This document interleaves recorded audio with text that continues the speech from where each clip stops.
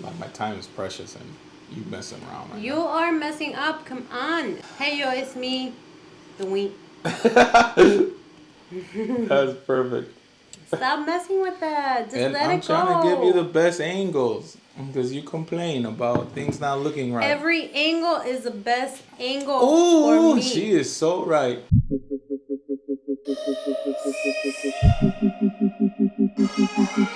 Hey, yo, it's me, Carlos C. I am so happy to be back with another episode of From Big to Beast. This is a segment, it's me and my wife, and we're just journaling our entire weight loss journey. Journaling our weight loss journey. Yeah. Say that 5 times fast. Not alone, even though all you see is me. I'm here with my gorgeous wife. Hi, everybody. You worked from home today, didn't you? I did. I worked from home. It was nice, but originally I was supposed to vaccinate people for COVID. Turns out I couldn't do it. So I'm a little disappointed that I wasn't able to, but it was nice to be home with my family. It's been an entire month that we've been on the 21-day meal plan. But not only the 21-day meal plan, but just trying to get our life together, trying to get our life in order because we were a mess. Yeah, I agree. It has been definitely a challenge, but it's been so good to do it together. I gotta admit, it's been nice. So. 2021 is competing with 2020 to see, I don't know, one of these days I feel like I'm going to see a dragon or something pop up out of nowhere. And it's going to be completely normal. And everybody's just going to walk past it. Oh, like a dragon or something. I don't know. But here in Chicago, we got like 10 inches of 17. snow. We got 17 inches total of snow. On top of the 17 inches of snow, let me tell you something about Chicago.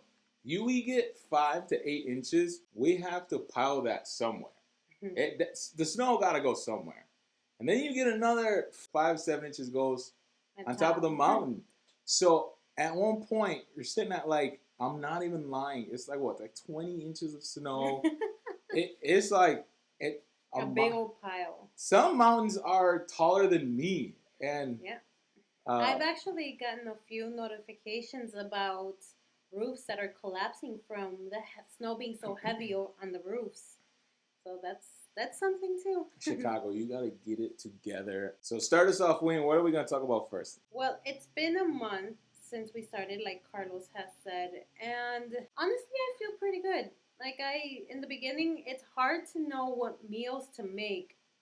Just making that transition from eating one way to eating a completely different way, so much to change, so much to get used to. Like in the beginning, I remember that no matter how much I ate, I wasn't getting full. Now I know that that was actually my addictions, my addiction to sugar. Now it's more like to nourish my body as opposed to feeling full.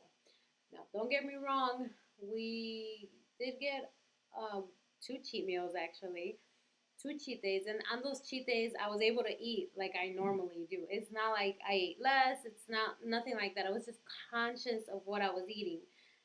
So I still had to stop myself. And I've noticed that once you fall off that one day, it's harder to hop back on. At least for me, it was harder for me to start. Carlos was a champ. He was able to like restart it like that. He's like, "Oh, I'm not even hungry the next day." And me, I was the opposite. I was hungrier than before. But I think again because I had that addiction to the sugar, to all the stuff that is not good for you, that my body was asking for it again. Yeah, my wife is a champ right now. And one thing that she tells me all the time is, well, you're using cheat codes. Because she'll be like, hey, like I'm going through all these cravings. And I'm like, I really don't have any cravings. And she says, but you're using cheat codes. And I'm not using cheat codes. I have to do this raw. And I'm like, that's true. That's completely 100% true. So for me, what my cheat code is, like I have a lot of weight to lose. One thing that I didn't want to do, I didn't want to do surgery. And I don't want to do surgery whatsoever. I feel like it's a cop-out. This is just for me. I know a lot of people have done it and they've had a lot of success in it, and I don't want to knock it. What is it, my 600-pound life or whatever it's called, like they're consistently doing it. There's a lot of people that are seeing a lot of success in it. But for me personally, I don't want to do that. I feel like it's a cop out for me because I know I'm more than capable of doing it the hard way.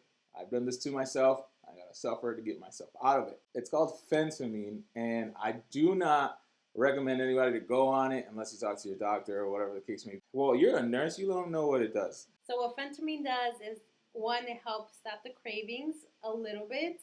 It also gives you more energy to do things throughout the day. It curbs your hunger in general. Like, it's not just the cravings. It curbs your hunger.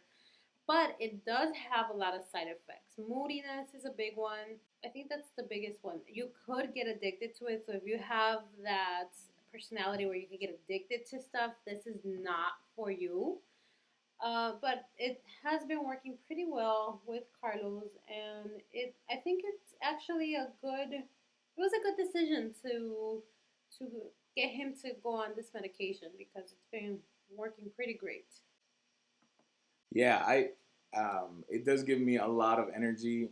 I'm telling you, I was almost crawling onto the ceiling trying to get things done. I cleaned the entire house. I've thrown everything away. Like, it had me going. But also, it does speed up my heart rate. So I'm not wearing it right now, but typically I wear my Apple Watch. So that way I know when my heart rate is going faster. I know when I have to chill out. Or if I sit down for too long, I start to get antsy and I have to get up and move around just because I can't really sit around for too long. Where it's helping me is my night cravings. I noticed that while I'm on it, I don't necessarily want to eat at night as much. Sometimes I want some M&Ms or something, and that's where my willpower has to kick in for me to say no. My struggle is eating healthy again after not eating good. And I want to learn how to do that. I want to be able to go to a party, be able to eat what's there, and then come back home and eat healthy. Go and do this and then come back home and sabotage myself and hate myself for doing it, because binging is my thing. This month has not been as bad as I think. I keep thinking like the negative because right now the scale is not looking like what I want it to look like. But at the same time, I started working out this month. I was struggling to start working out again. Oh my gosh, I felt so lazy. Like, I dreaded thinking about exercising. So I joined, it's called the Way Better app, and it keeps you accountable where you have to work out 4 times a week in order for you to get your money back. And believe me, that is a big incentive for me. It works for me. So if you're one that works with incentives like that, that might be a good one for you as well. So it pushes me to work out. And once I started working out, it was like riding a bike. Like, it was just easy to keep doing it. When I can't work out at home, that I know I'm gonna get home tired, I actually work out at work during my lunch period, and I'll get a good sweat in. And it's been really good. But again, the scale is not showing as much improvement as the first month. I think in the first month I lost like 15 pounds. This month so far I've lost 2 pounds. That's it. I'm not beating myself over it because I feel like I'm still learning. Like, I'm still trying to read my body. I'm showing grace to myself, and I'm okay with that. Like, I'm not super disappointed. I am a little disappointed, but like, I'm fine. I'm still gonna keep going. I'm not gonna sabotage the work that we've done. If you haven't seen my last vlog, I disclosed what my goal is for the end of March. I want to lose 75 pounds by the end of March. That's from the beginning of January until the end of March, right? And then from there, whatever I lose, increments or whatever, I'll be happy with. Me personally, this month has been no bueno. A lot of things I wanted to start, like working out, I didn't do. So a lot of it has to do with that. I said I wanted to work out like 3 days out of the week, and I haven't even started that. We just subscribed to Fitness Plus through Apple, and we're excited about that. I don't want it just to be another subscription, so I do want to start using it. I have another virtual doctor's appointment in 2 weeks, is it? 1 week. In 1 week, and I don't want to tell her that I only lost 1 or 2 pounds after I told her I lost almost 30 my first month. You've had a lot of successes this month. Like, I know that you're beating yourself over because of these recent, you slowed down your weight loss, but Outside of the scale, there's a lot of stuff. Like I've seen you run up and down the stairs 2, 3 times now, as opposed to before where it was with one you were dying. Girl, that's the phenamine that got me running up now. What? I could crawl up the walls if I. It could be the phenamine, but you're still doing it. And also, I've noticed that you're not sweating as much as you used to. You used to like have your shirts drenched right here. I'm sure you guys had like noticed as well. So I think you should stop beating yourself over it. I've noticed that my clothes is a little bit more looser. My jacket. Oh my God, your jacket. Let me tell you guys about my coat. So we went to the Columbia store and I fell in love with this coat. Actually, another girl was trying it on and I was eyeballing it. And she let it go. I was like, oh, Carlos, go get it, go get it. And so Carlos grabs it. And I tried it on. I was like, and I'm walking around like this. My poor wife looked like a stuffed sausage in that jacket. I mean, zipped up, but It zipped up, but like barely. I told him I was like, but I'm gonna lose weight. He's like, I don't know. So that jacket is actually starting to fit me a little bit better. It's still a little tight, but I'm able to have some range of motion. I can fight someone off if I needed to. You could bend your elbows. I don't have to walk around like this. It was a salmon night. I prepared you for it, so you know exactly what I'm going to say. I was like in a rut. I wasn't seeing eye to eye with people at church, at work. We were having back and forth arguments. We just weren't seeing eye to eye. And then with my family, so with my sisters and mother, and just I started feeling as if like everybody else was wrong. You know what I mean? Look what everybody's doing to me. I remember us having a conversation in the kitchen where you said, if you're having an issue at church, if you're having an issue at work, or you're having an issue with me, and you're having an issue with your sisters, your mother, or whoever else, when does it stop being everybody else's fault? And I didn't like it. I hated it. I hated that you told me that. I hated that I had to really reflect and look in the inside. And that opened up just a whole lot of self-reflection. You know what I mean? A lot of meditation time, a lot of things that I had to bring to God and say, where are my shortcomings? It even bleeds into just my inconsistency on taking care of my own body. Wow. I didn't know it was that impactful. It's true, like with me as well. I have to look inside. I have to see where my weak points are or what is causing certain things. And pregnancy hormones are tough. Postpartum hormones have ruined people's lives. A lot of people don't talk a lot about, a lot of women, not just women, but their partners, And one thing that one of the midwives said when they came to visit us in the hospital was that men get postpartum depression too. And it's not necessarily the hormones, but it's also the change. Not that I'm saying that Carlos has postpartum depression.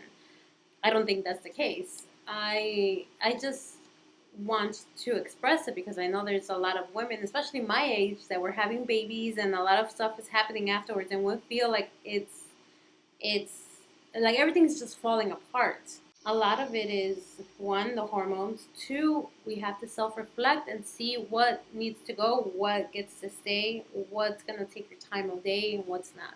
Look, guys, my ring is loose. Sorry. Okay, that was random. Oh, it's a good way to do it again. Show. Don't lose that ring, girl. It was like 4 checks I had to save. 4 checks. Ooh, I know the price. Who told you the price? I looked for it. I was like, no, I don't know the price. You're lying. I know you did. I don't know the price. I know you did. I know you will. No, I want to do an entire video on perspective.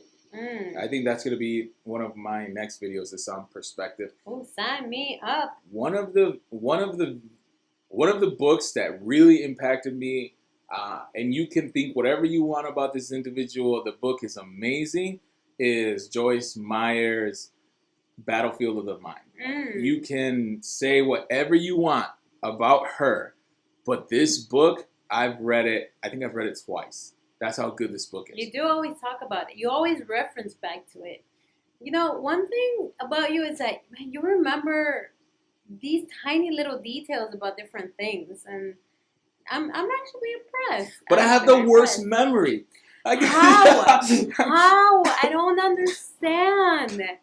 You never get dates right. You know, guys, in our videos, in our pregnancy videos, he always had the dates wrong. He had the weeks wrong, or due dates wrong. Like, everything would be wrong all the time. I always had to correct him. And even now, I still have to correct him. I feel exposed right now. I feel like my wife is exposing my entire life right now, and we need healing. But you are really good at remembering things like that, and that's really impressive because I forget stuff like that. And I feel like I have a pretty good memory. Battlefield of the Mind, Crash the Chatterbox is another really good book. Oh my gosh, guys, read Crash the Chatterbox. Oh, everybody needs to read Crash the Chatterbox because our mind can be our worst enemy. Sorry. Andy Mineo has an entire song on it. It's called You Can't Stop Me. Did you stick around for the entire video? The conversation between you and me was so good, but it was a bit long, so I had to cut it in half.